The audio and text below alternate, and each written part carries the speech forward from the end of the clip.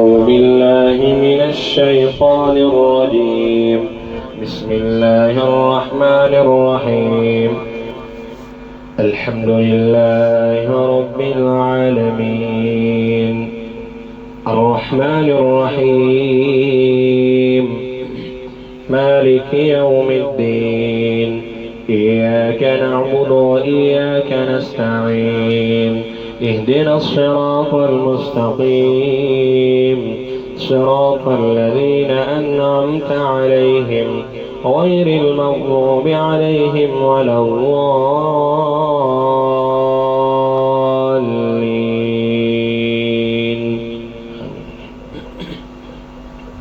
بسم الله الرحمن الرحيم.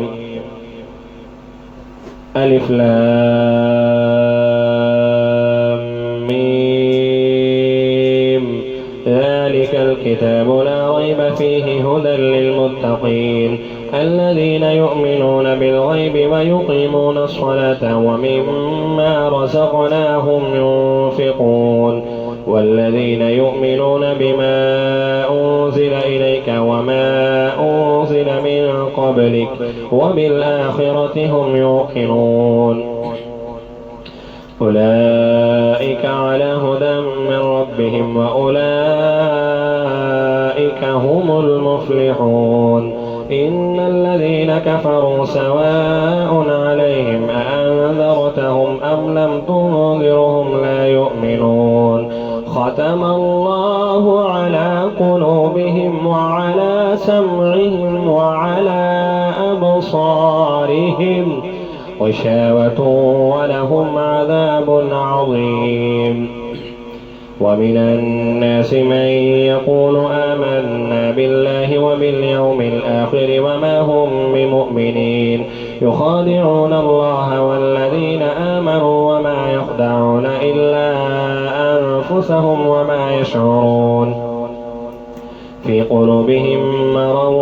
فزادهم الله مرضا ولهم عذاب أليم بما كانوا يكذبون. وإذا قيل لهم لا تفسدوا في الأرض قالوا إنما نحن مصلحون. ألا إنهم هم المفسدون ولكن لا يشعرون. وإذا قيل لهم آمنوا كما آمن الناس قالوا أنؤمن كما آمن السفهاء. ألا إنهم هم السفهاء ولكن لا يعلمون. وإذا لقوا الذين آمنوا قالوا آمنا وإذا خلوا إلى شياطينهم قالوا إنا معكم إنما نحن مستهزئون. الله يستهزئ بهم ويمدهم في طغيانهم يعمهون. أولئك الذين اشتروا الضلالة بالهدى فما ربحت تجارتهم وما كانوا مهتدين. مثلهم كمثل الذي استوقد نارا فلما أضاءت ما حوله ذهب الله بنورهم وتركهم في ظلمات لا يبصرون. صم بكم عمي فهم لا يرجعون. أو كصيب من السماء فيه ظلمات ورعد وبرق يجعلون أصابعهم في آذانهم من الصواعق حذر الموت والله محيط بالكافرين. يكاد البرق يخطف أبصارهم كلما أضاء لهم مشوا فيه وإذا أظلم عليهم قاموا. ولو شاء الله لذهب بسمعهم وأبصارهم إن الله على كل شيء قدير. يا أيها الناس اعبدوا ربكم الذي خلقكم والذين من قبلكم لعلكم تتقون. الذي جعل لكم الأرض فراشا والسماء بناء والسماء بناء وأنزل من السماء ماء فأخرج به من الثمرات رزقا لكم فلا تجعلوا لله أندادا وأنتم تعلمون وإن كنتم في ريب مما نزلنا على عبدنا فأتوا بسورة من مثله وادعوا شهداءكم من دون الله إن كنتم صادقين فإن لم تفعلوا ولن تفعلوا فاتقوا النار التي وقودها الناس والحجارة أعدت للكافرين وبشر الذين آمنوا وعملوا الصالحات أن لهم جنات تجري من تحتها الأنهار كلما رزقوا منها من ثمرة رزقا قالوا هذا الذي رزقنا من قبل وأتوا به متشابها ولهم فيها أزواج مطهرة وهم فيها خالدون إن الله لا يستحيي أن يضرب مثلا ما بعوضة فما فوقها فأما الذين آمنوا فيعلمون أنه الحق من ربهم وأما الذين كفروا فيقولون ماذا أراد الله بهذا مثلا يضل به كثيرا ويهدي به كثيرا وما يضل به إلا الفاسقين الذين ينقضون عهد الله من بعد ميثاقه ويقطعون ما أمر الله به أن يوصل ويفسدون في الأرض أولئك هم الخاسرون كيف تكفرون بالله وكنتم أمواتا فأحياكم ثم يميتكم ثم يحييكم ثم إليه ترجعون هو الذي خلق لكم ما في الأرض جميعا ثم استوى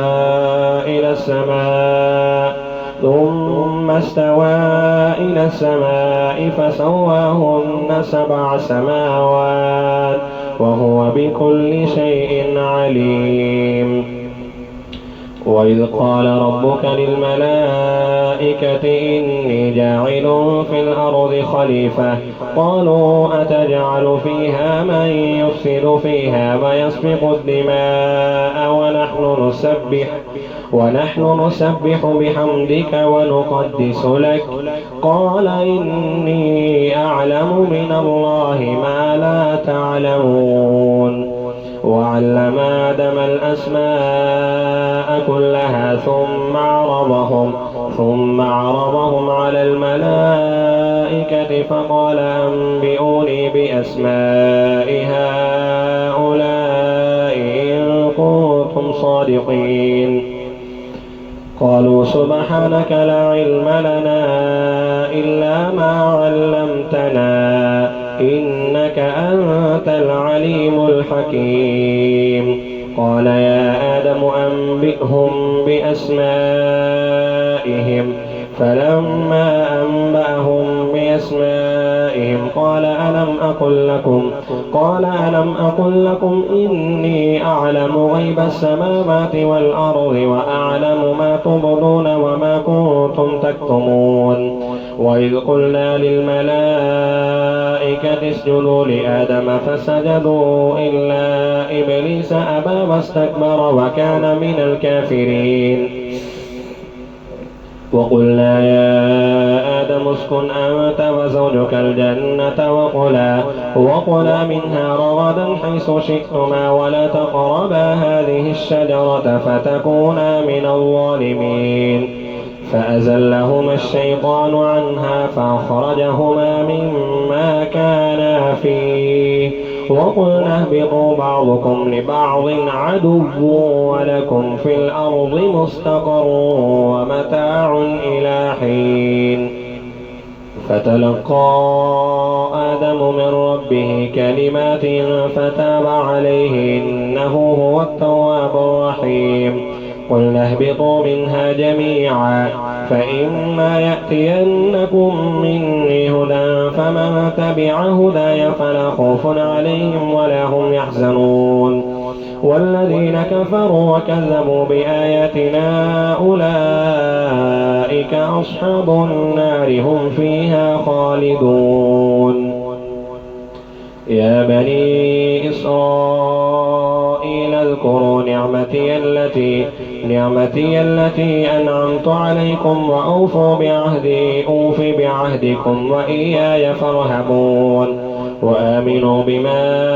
أنزلت مصدقا لما معكم ولا تكونوا أول كافر به ولا تشتروا بآياتي ثمنا قليلا وإياي فاتقون. ولا تلبسوا الحق بالباطل وتكتموا الحق وأنتم تعلمون. وأقيموا الصلاة وآتوا الزكاة واركعوا مع الراكعين. أتأمرون الناس بالبر وتنسون أنفسكم وأنتم تتلون الكتاب أفلا تعقلون. واستعينوا بالصبر والصلاة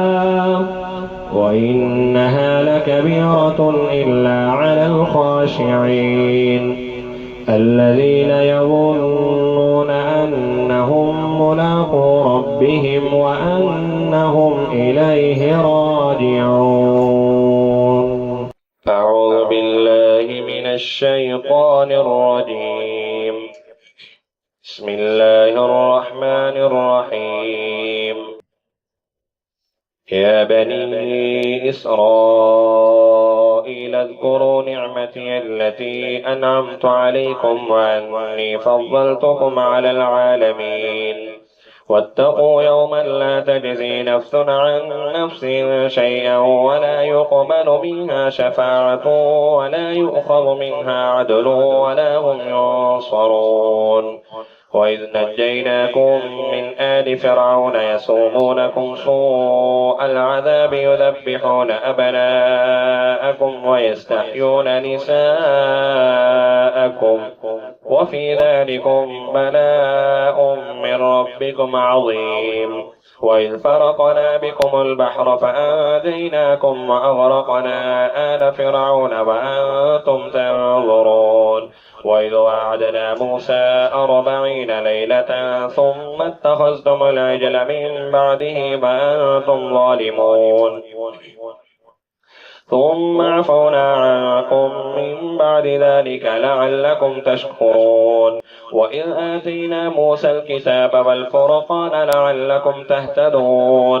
وإذ قال موسى لقومه يا قوم إنكم ظلمتم أنفسكم باتخاذكم العجل فتوبوا إلى بارئكم فاقتلوا أنفسكم ذلكم خير لكم عند بارئكم فتاب عليكم إنه هو التواب الرحيم. وإذ قلتم يا موسى لن نؤمن لك حتى نرى الله جهرة فأخذتكم الصاعقة وأنتم تنظرون. ثم بعثناكم من بعد موتكم لعلكم تشكرون. وذللنا عليكم الغمام وأنزلنا عليكم المن والسلوى كلوا من طيبات ما رزقناكم وما ظلمونا ولكن كانوا أنفسهم يظلمون. وإذ قلنا ادخلوا هذه القرية فكلوا منها حيث شئتم رغدا وادخلوا الباب سجدا وقولوا حطة نغفر لكم خطاياكم وسنزيد المحسنين. فبدل الذين ظلموا قولا غير الذي قيل لهم فأنزلنا على الذين ظلموا رجزا من السماء بما كانوا يفسقون. وإذ استسقى موسى لقومه فقلنا اضرب بعصاك الحجر فانفجرت منه 12 عينا قد علم كل أناس مشربهم كلوا واشربوا من رزق الله ولا تعثوا في الأرض مفسدين وإذ قلتم يا موسى لن نصبر على طعام واحد فادع لنا ربك يخرج لنا مما تنبت الأرض من بقلها وقثائها وفومها وعدسها وبصلها قال أتستبدلون الذي هو أدنى بالذي هو خير اهبطوا مصرا فإن لكم ما سألتم وضربت عليهم الذلة والمسكنة وباءوا بغضب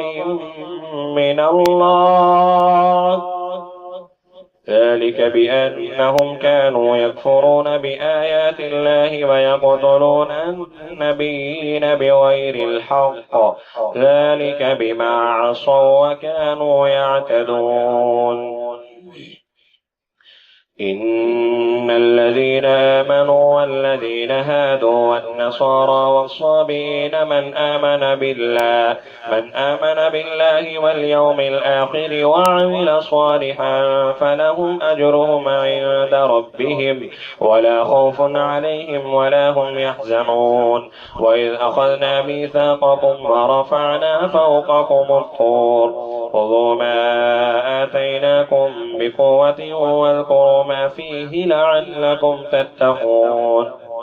ثم توليتم من بعد ذلك فلولا فضل الله عليكم ورحمته لكنتم من الخاسرين ولقد علمتم الذين اعتدوا منكم في السبت فقلنا لهم كونوا قردة خاسئين فجعلناها نكالا لما بين يديها وما خلفها وموعظة للمتقين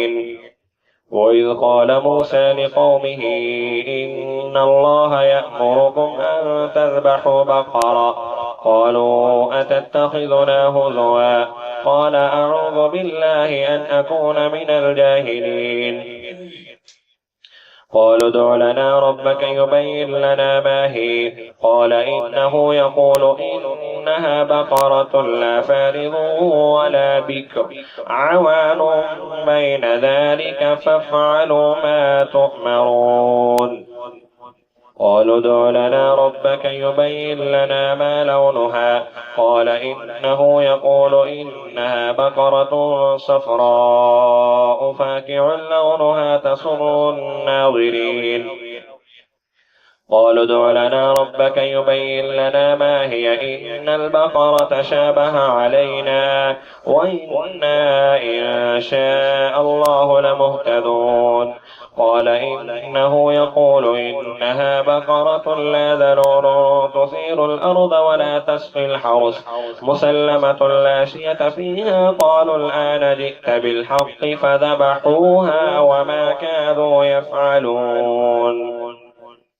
وإذ قتلتم نفسا فادارأتم فيها والله مخرج ما كنتم تكتمون فقلنا اضربوه ببعضها كذلك يحيي الله الموتى ويريكم آياته لعلكم تعقلون ثم قست قلوبكم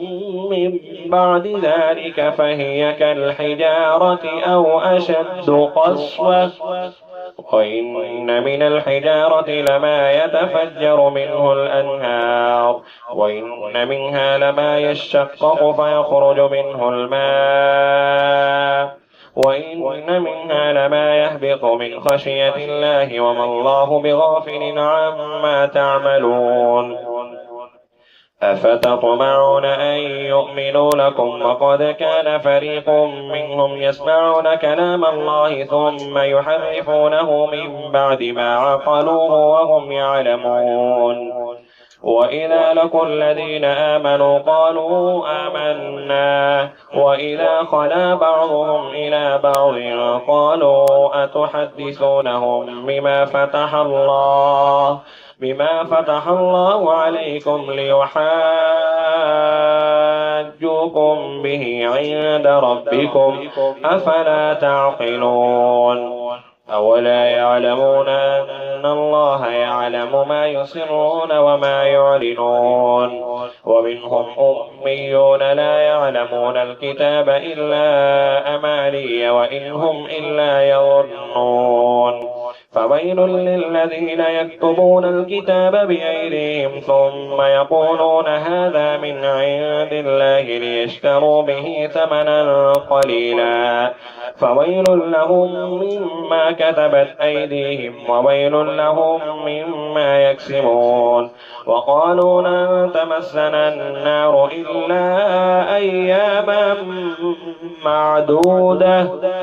قل أتخذتم عند الله عهدا فلن يخلف الله عهده أم تقولون على الله ما لا تعلمون بلى من كسب سيئة وأحاطت به خطيئته فأولئك أصحاب النار هم فيها خالدون والذين آمنوا وعملوا الصالحات أولئك أصحاب الجنة هم فيها خالدون أعوذ بالله من الشيطان الرجيم بسم الله الرحمن الرحيم وإذ أخذنا ميثاق بني إسرائيل لا تعبدون إلا الله وبالوالدين إحسانا وذي القربى واليتامى والمساكين وقولوا للناس حسنا وأقيموا الصلاة وآتوا الزكاة ثم توليتم إلا قليلا منكم وأنتم معرضون وإذ أخذنا ميثاقكم لا تسفكون دماءكم ولا تخرجون أنفسكم من دياركم ثم أقررتم وأنتم تشهدون ثم أنتم هؤلاء تقتلون أنفسكم وتخرجون فريقا منكم من ديارهم تظاهرون عليهم بالإثم والعدوان وإن يأتوكم أسارى تفادوهم وهو محرم عليكم إخراجهم أفتؤمنون ببعض الكتاب وتكفرون ببعض فما جزاء من يفعل ذلك منكم إلا خزي في الحياة الدنيا ويوم القيامة يردون إلى أشد العذاب وما الله بغافل عما تعملون أولئك الذين اشتروا الحياة الدنيا بالآخرة فلا يخفف عنهم العذاب ولا هم ينصرون ولقد آتينا موسى الكتاب وقفينا من بعده بالرسل وآتينا عيسى ابن مريم البينات وأيدناه بروح القدس أفكلما جاءكم رسول بما لا تهوى أنفسكم استكبرتم ففريقا كذبتم وفريقا تقتلون وقالوا قلوبنا غلف بل لعنهم الله بكفرهم فقليلا ما يؤمنون ولما جاءهم كتاب من عند الله مصدق لما معهم وكانوا من قبل يستفتحون على الذين كفروا فلما جاءهم ما عرفوا كفروا به فلعنة الله على الكافرين بئس ما اشتروا به أنفسهم أن يكفروا بما أنزل الله بغيا أن ينزل الله من فضله على من يشاء من عباده فباءوا بغضب على غضب وللكافرين عذاب مهين وإذا قيل لهم آمنوا بما أنزل الله قالوا نؤمن بما أنزل علينا ويكفرون بما وراءه وهو الحق مصدقا لما معهم قل فلم تقتلون أنبياء الله من قبل إن كنتم مؤمنين ولقد جاءكم موسى بالبينات ثم اتخذتم العجل من بعده وأنتم ظالمون وإذ أخذنا ميثاقكم ورفعنا فوقكم الطور خذوا ما آتيناكم بقوة واسمعوا قالوا سمعنا وعصينا وأشربوا في قلوبهم العجل بكفرهم قل بئس ما يأمركم به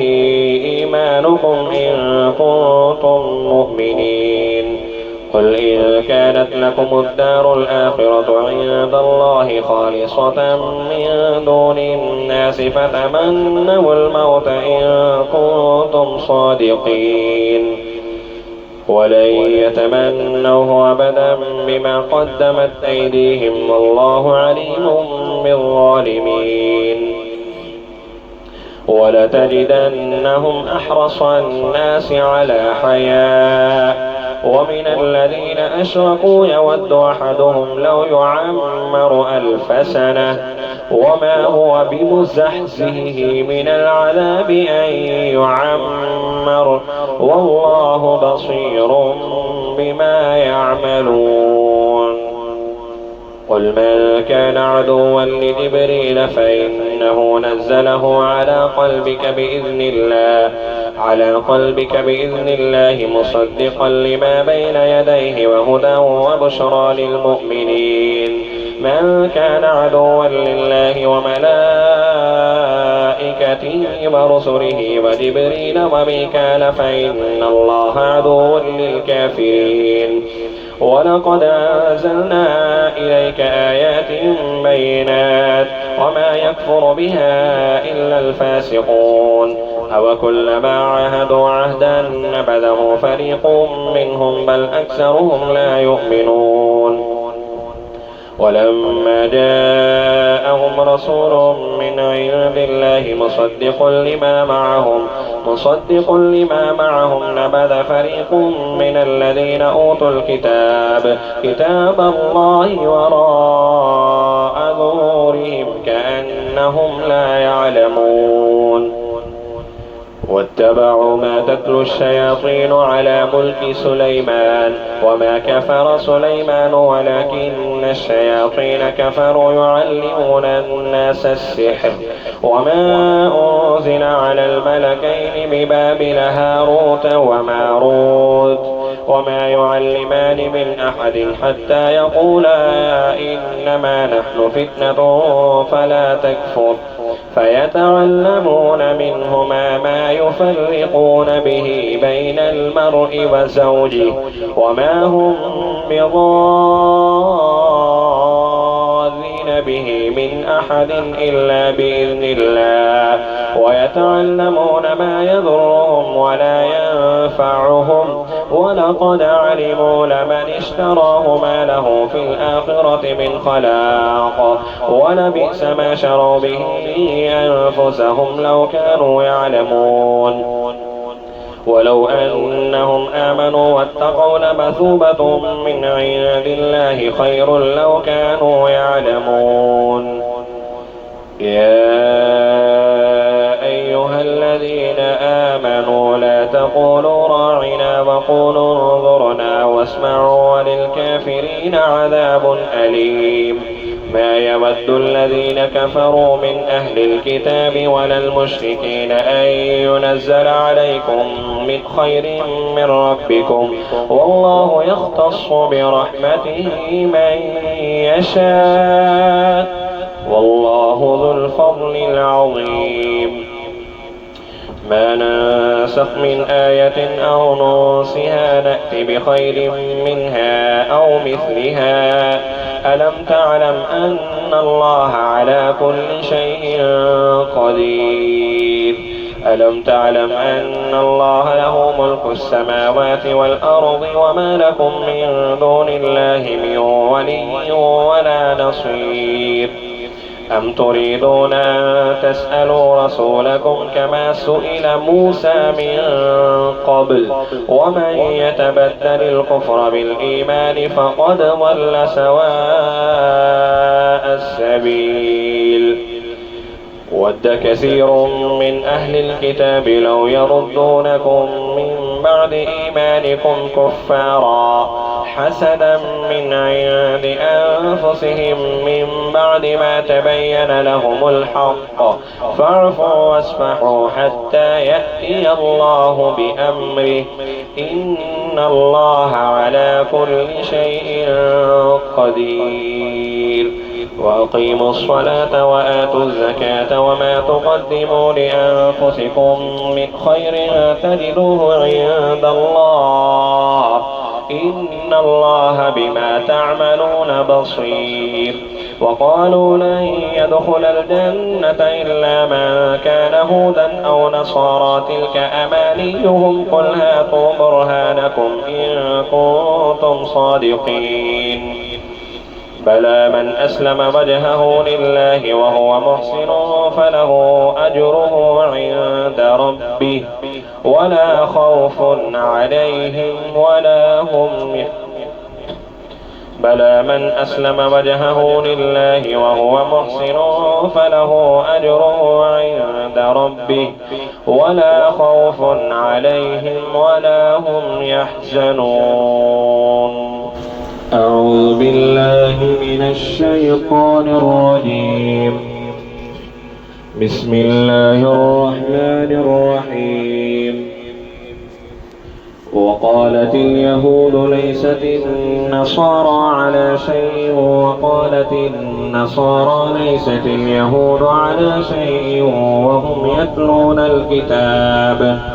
كذلك قال الذين لا يعلمون مثل قولهم فالله يحكم بينهم يوم القيامة فيما كانوا فيه يختلفون ومن أظلم ممن منع مساجد الله أن يذكر فيها اسمه وسعى في خرابها أولئك ما كان لهم أن يدخلوها إلا خائفين لهم في الدنيا خزي ولهم في الآخرة عذاب عظيم ولله المشرق والمغرب فأينما تولوا فثم وجه الله إن الله واسع عليم وقالوا اتخذ الله ولدا سبحانه بل له ما في السماوات والأرض كل له قانتون بديع السماوات والأرض وإذا قضى أمرا فإنما يقول له كن فيكون وقال الذين لا يعلمون لولا يكلمنا الله أو تأتينا آية كذلك قال الذين من قبلهم مثل قولهم تشابهت قلوبهم قد بينا الآيات لقوم يؤمنون إنا أرسلناك بالحق بشيرا ونذيرا ولا تسأل عن أصحاب الجحيم ولن ترضى عنك اليهود ولا النصارى حتى تتبع ملتهم قل إن هدى الله هو الهدى ولئن اتبعت أهواءهم بعد الذي جاءك من العلم ما لك من الله من ولي ولا نصير الذين آتيناهم الكتاب يتلونه حق تلاوته أولئك يؤمنون به ومن يكفر به فأولئك هم الخاسرون يا بني إسرائيل اذكروا نعمتي التي أنعمت عليكم وأني فضلتكم على العالمين واتقوا يوما لا تجزي نفس عن نفس شيئا ولا يقبل منها عدل ولا تنفعها شفاعة ولا هم ينصرون. وإذ ابتلى إبراهيم ربه بكلمات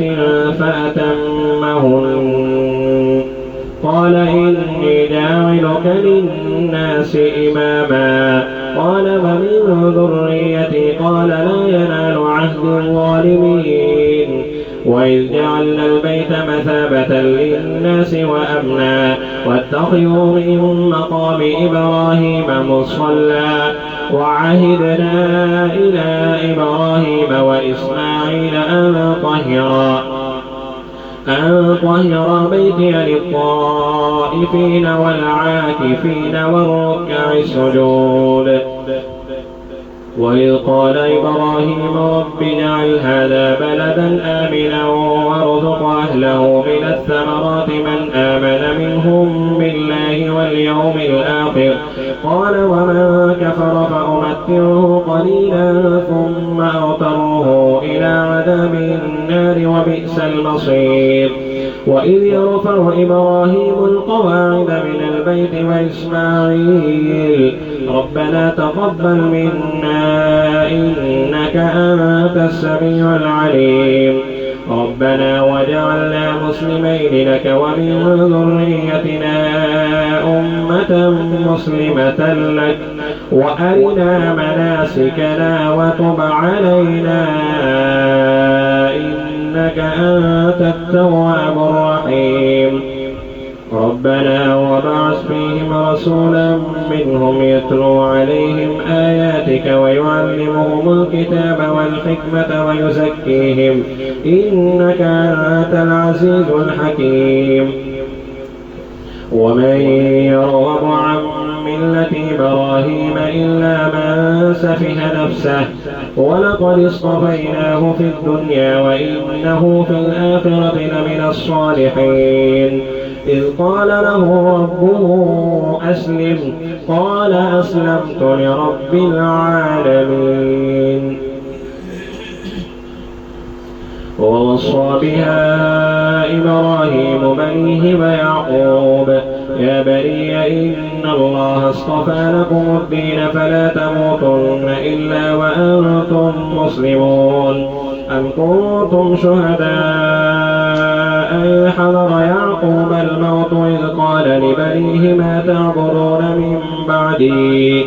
قالوا نعبد إلهك وإله آبائك إبراهيم وإسماعيل وإسحاق إلها واحدا ونحن له مسلمون. تلك أمة قد خلت لها ما كسبت ولكم ما كسبتم ولا تسألون عما كانوا يعملون. وقالوا كونوا هودا أو نصارى تهتدوا قل بل ملة إبراهيم حنيفا وما كان من المشركين. قولوا آمنا بالله وما أنزل إلينا وما أنزل إلى إبراهيم وإسماعيل وإسحاق ويعقوب والأسباط وما أوتي موسى وعيسى وما أوتي النبيون من ربهم لا نفرق بين أحد منهم ونحن له مسلمون. فإن آمنوا بمثل ما آمنتم به فقد اهتدوا وإن تولوا فإنما هم في شقاق فسيكفيكهم الله وهو السميع العليم. صبغة الله ومن أحسن من الله صبغة ونحن له عابدون. قل أتحاجوننا في الله وهو ربنا وربكم ولنا أعمالنا ولكم أعمالكم ونحن له مخلصون. أم تقولون إن وإبراهيم وإسماعيل وإسحاق ويعقوب والأسباط كانوا هودا أو نصارى قل أنتم أعلم أم الله ومن أظلم ممن كتم شهادة عنده من الله وما الله بغافل عما تعملون تلك أمة قد خلت لها ما كسبت ولكم ما كسبتم ولا تسألون عما كانوا يعملون.